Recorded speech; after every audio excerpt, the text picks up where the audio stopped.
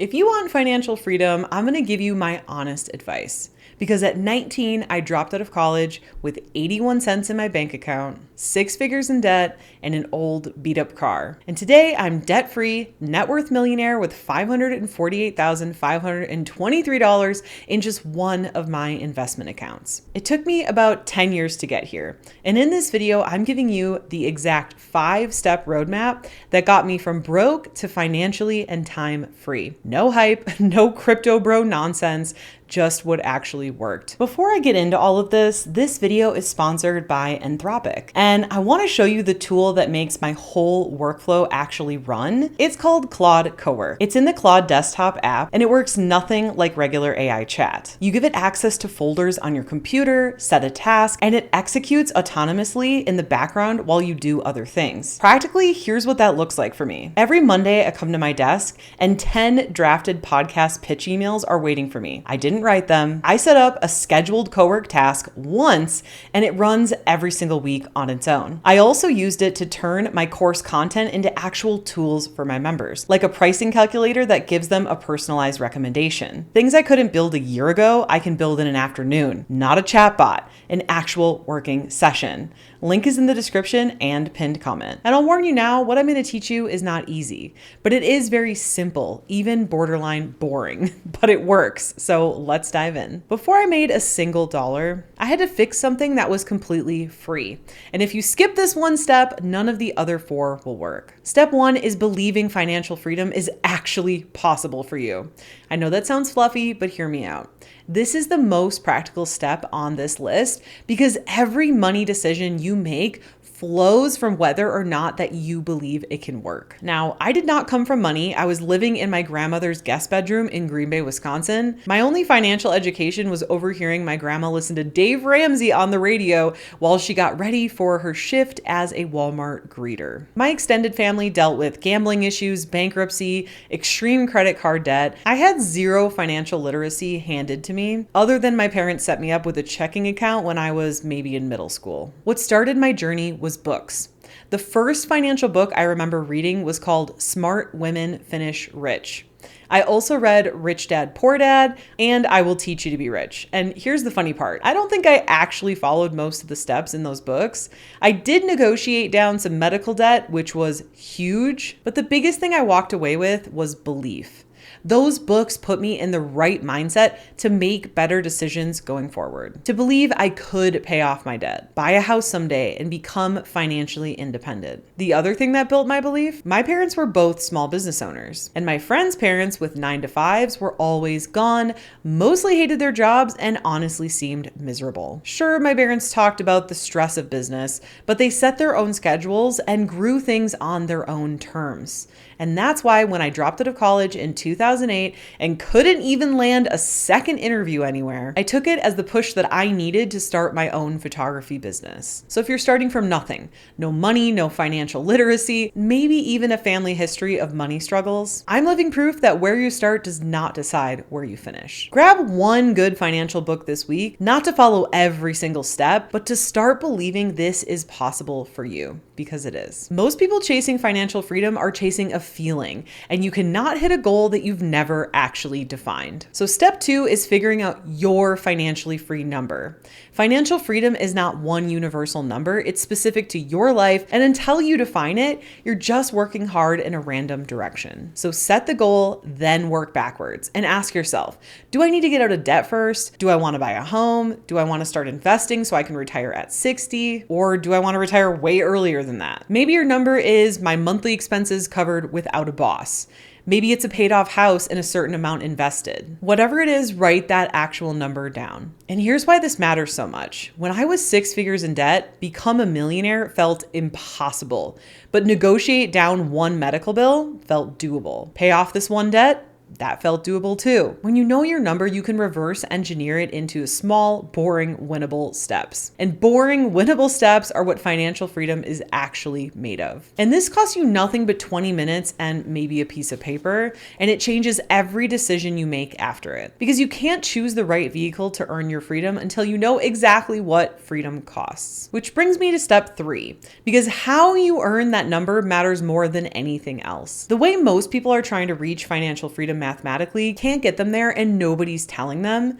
So step 3 is deciding how you're going to earn that number. And here's my honest take. By far the biggest thing that gave me time and financial freedom is owning a business. Not a raise, not a side gig trading more hours for money, a business. So here's the simple math. In a 9 to 5, your income ceiling is decided by somebody else. When you own a business, there's always a way to earn more. More clients, more sales, more digital products. Your ceiling is gone. And my path looked like this. I started with a photography business and grew it to multiple 6 figures a year, but I was trading my time for money and I ran out of time to trade.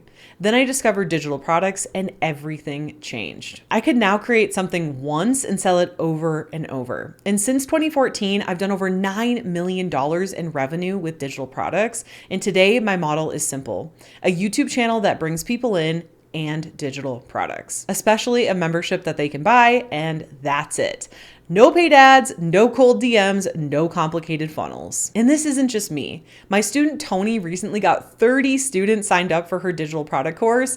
She didn't need a huge audience or years of experience. She needed one good product and a simple way to sell it. And that's what I mean when I say you don't need a lot of digital products, you need one good one. So whether you do this as a side hustle alongside your job or you go all in like I did, this is the vehicle I'd recommend to anyone who wants freedom, because it's the one that doesn't require you to trade more of your life to earn more. And I promise you have knowledge someone will pay for. And if you're ready to learn what type of digital product you should sell, how to sell it, and how to get to 10K months, check out my free on-demand training, How to Create and Sell Your Own Digital Products with YouTube.